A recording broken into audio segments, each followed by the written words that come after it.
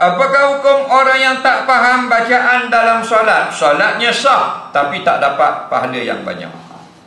Sebab tu dah Allah suruh kita baca, suruh kita faham.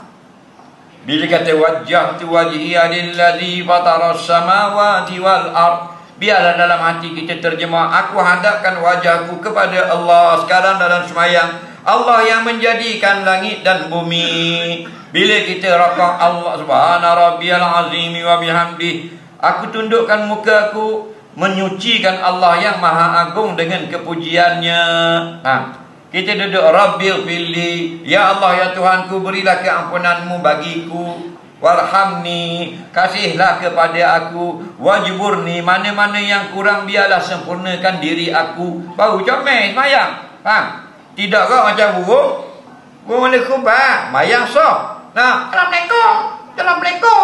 Dia tanya dia pun dah jawab. Cina mari pun Assalamualaikum juga.